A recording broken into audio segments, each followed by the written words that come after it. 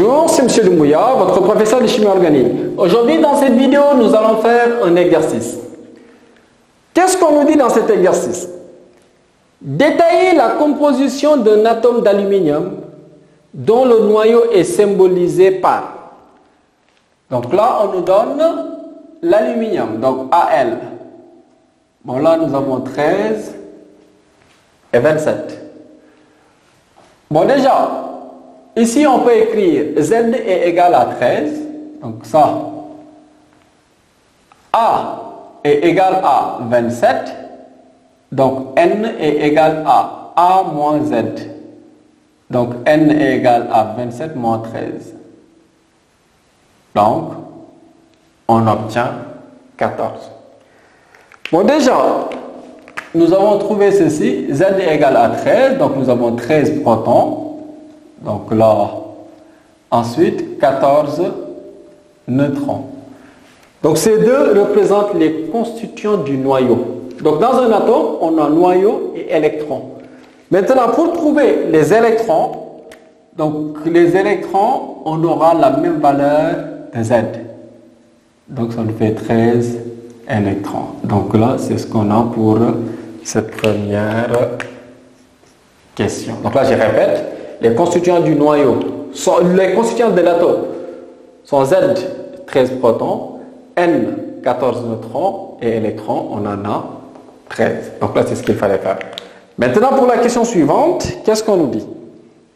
Calculer le rapport des masses d'un nucléon et d'un électron, puis conclure. Bon, ici, qu'est-ce qu'on a? Je prends la masse d'un nucléon, donc nucléon, divisé par la masse d'un électron.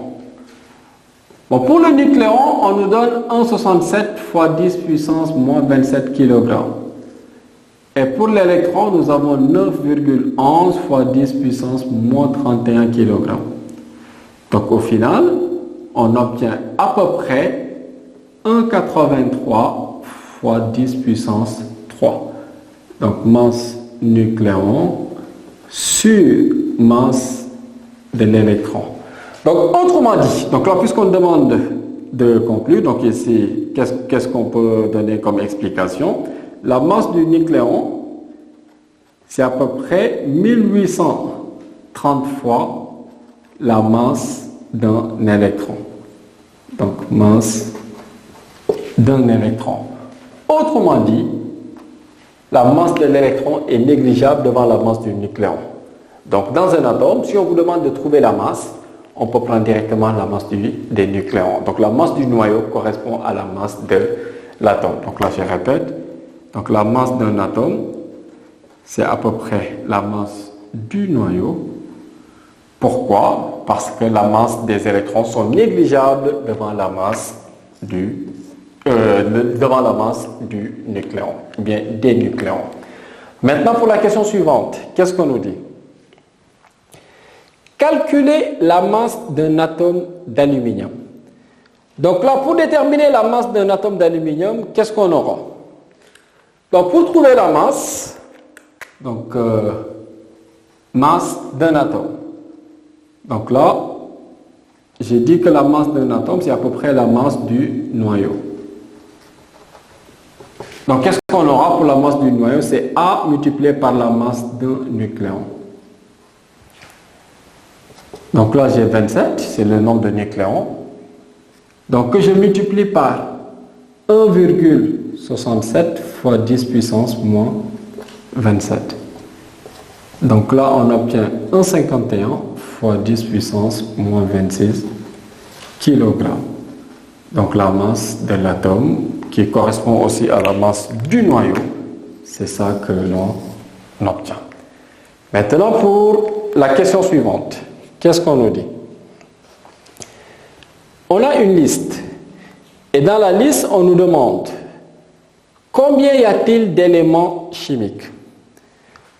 Bon, déjà, il faut savoir, pour un élément chimique est représenté est déterminé par Z. Donc Z, le numéro atomique va déterminer l'élément chimique. Donc là, exemple, on nous donne ceci.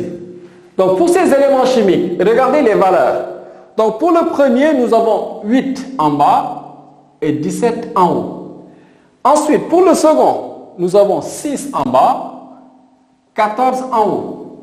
Pour le troisième, nous avons 7 en bas et 14 en haut. Et pour le dernier, donc nous avons 7 en bas et 17 en haut. Bon, là, si on nous demande le nombre d'éléments chimiques, regardez ici, si vous voyez deux éléments qui ont la même valeur de Z, sachez que c'est le même élément chimique. Les deux sont des isotopes. Donc, deux isotopes, il nous faut le même élément. On aura la même valeur de Z, mais par contre, on n'aura pas la même valeur de A. Donc là, ces deux représentent un élément chimique, deuxième et troisième élément chimique. Donc là, nous avons trois éléments chimiques. Donc là, ce qu'on nous a demandé, combien y a-t-il d'éléments? Donc c'est ce qu'on nous a dit. Donc là, je peux mettre 1, par exemple, X. Pour le premier, j'ai un élément chimique. Ensuite, ici, j'ai un deuxième élément chimique.